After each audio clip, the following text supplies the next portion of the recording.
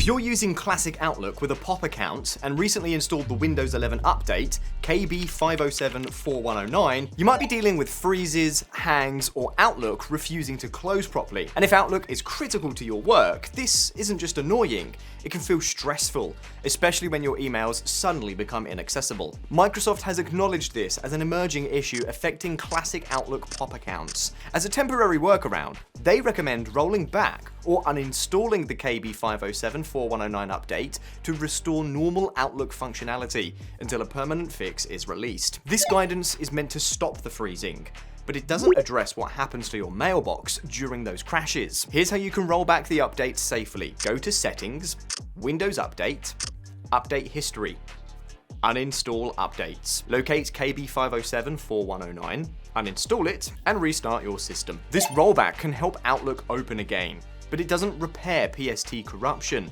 recover damaged data, or guarantee mailbox integrity after repeated crashes. After restarting, open Outlook and check if it launches normally, responds to clicks, and exits properly. Also, pay close attention over the next few days. Random freezes, missing emails, slow searches, or send-receive errors can indicate hidden PST corruption, even if Outlook appears to be working. If Outlook still freezes, or your PST file was already affected, this is where a recovery tool helps. Stellar Repair for Outlook is a DIY-friendly solution that repairs corrupted PST files and recovers emails, attachments, contacts, calendars, and folders, even when Outlook won't open. You simply select the PST file, scan it, preview recoverable data, and save everything to a new, healthy PST without risking your original data. Don't mistake Outlook opening for the problem being solved. If your mailbox was affected, fixing the freeze isn't enough.